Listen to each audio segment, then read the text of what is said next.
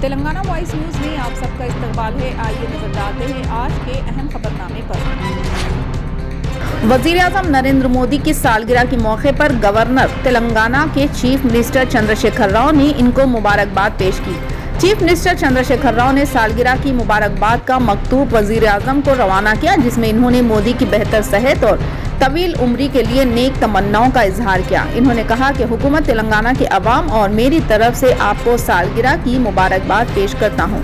خدا آپ کو بہتر صحت اور طویل عمر دے تاکہ آپ کئی برسوں تک ملک کی خدمت کر سکیں۔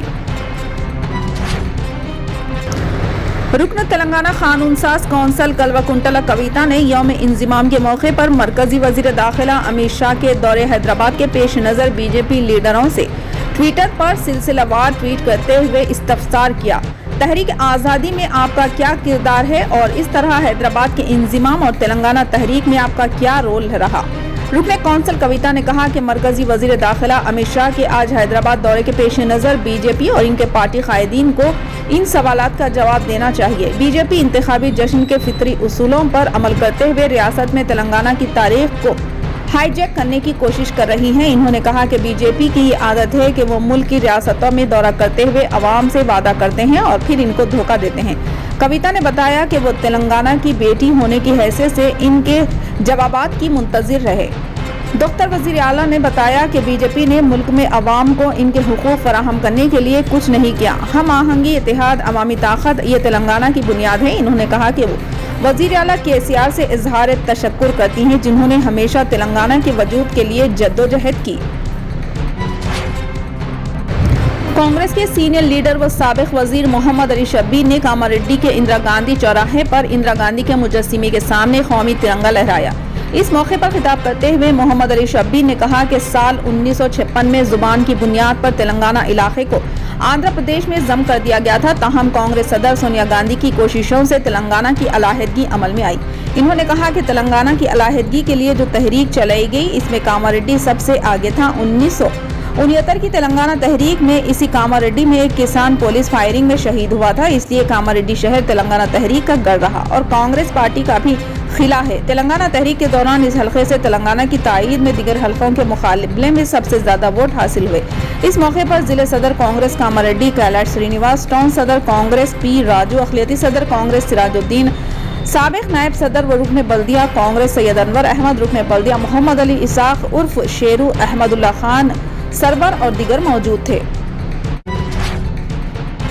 مرکزی وزیر داخلہ امت شاہ نے کہا کہ کچھ لوگوں میں آج بھی نظام کے رضاکاروں کا خوف ہے، انہیں اس خوف سے نکل کر دلیری سے باہر آنے کی ضرورت ہے۔ انہوں نے سکندرآباد پریڈ گراؤنڈ میں مرکزی وزارت سیاحت و ثقافت کے زیر اہتمام حیدرآباد لبریشن ڈے کے پروگرام میں مہمان خصوصی کی حیثیت سے شرکت کی۔ اپنے خطاب میں انہوں نے کہا کہ عوام کی خواہش ہے کہ سرکاری طور پر یوم آزادی تلنگانہ منایا جائے، لیکن ووٹ بینک کے لیے چندر شیکھر راؤ حکومت نے سرکاری طور پر یوم آزادی تلنگانہ کی تقریب اب تک نہیں منائی۔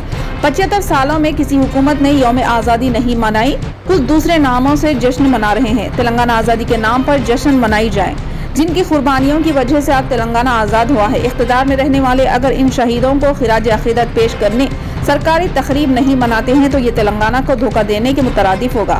مرکزی وزیر داخلہ امت شاہ نے کہا کہ تمام پارٹیاں تلنگانہ کی یوم آزادی تقریب سرکاری طور پر منعقد کرنے اتنے برسوں تک ڈرتی رہی، لیکن وزیر اعظم نریندر مودی نے اس سال حیدرآباد لبریشن ڈے منانے کی ہدایت دی۔ ریاست حیدرآباد کرناٹک کے کچھ حصوں اور مہاراشٹر کو 17 سپٹمبر کو آزادی ملی۔ سردار ولبھ بھائی پٹیل کی کوششوں سے اس خطے کے لوگوں کو نظام کی حکمرانی سے نجات ملی۔ پورے ملک کی آزادی کے 1 سال بعد حیدرآباد کے لوگوں کو آزادی ملی۔ سردار پٹیل نے آپریشن پولو کے ذریعے نظام اور رضاکاروں کے اڈوں کا خاتمہ کیا۔ اس جدوجہد میں بہت سے لوگوں نے اپنی جانیں قربان کی ہیں۔ تلنگانہ لبریشن ڈے کی تقریب میں شرکت کے لیے حیدرآباد آنے والے مرکزی وزیر داخلہ امت شاہ کے قافلے کے درمیان ایک کار آنے کی وجہ سے ہلکی سی سنسنی پھیل گئی۔ کچھ دیر کے لیے قافلے میں خلل پڑا، جس کے بعد وزیر داخلہ کے سیکیورٹی عملے نے اس کار کے شیشے توڑ دیے۔ یہ واقعہ ہریتا پلازا کے پاس پیش آیا۔ یہ کار TRS لیڈر سرینیواس کی بتائی جاتی ہے۔ انہوں نے کار قافلے کے درمیان میں آنے سے متعلق رد عمل ظاہر کیا۔ انہوں نے کہا دانستہ طور پر انہوں نے کار درمیان میں نہیں کھڑی کی، بلکہ ان کی کار کے سامنے کی کار کی رفتار اچانک کم ہو گئی، جس کی وجہ سے وہ آگے نہیں بڑھ سکے۔ اس دوران امت شاہ کا قافلہ وہاں پہنچا۔ मुमलिकत में यौमुल वतनी के हवाले से अवाम के अलावा मुकामी और खारजी ताजिरों में बड़ा जोश व खरोश रहता है। ताजरीन अपनी अशिया पर खुसूसी डिस्काउंट पेश करते हैं और खुसूसी पेशकश पर कौमी परचम या मुल्क के कायदीन पर तस्वीर इस्तेमाल करते हैं। इमसाल इस पर पाबंदी आयद कर दी गई।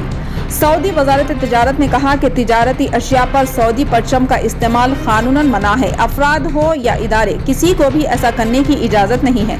अल अरबिया नेट के मुताबिक वजारत तिजारत ने यौम वतनी नेशनल डे बयानों के हवाले से जुमे को बयान में कहा है कि किसी भी फर्द या तिजारती इदारे को तहाइफ, तशहीरी लिटरेचर, मसनूआत, सामान और तिजारती मतबूआत पर अल्लाह ताला का नाम, कलमे तौहीद, सऊदी रियासत का लोगो, 2 तलवारें और खजूर, कायदीन और ओहदेदारों की तस्वीर इस्तेमाल करना मना है।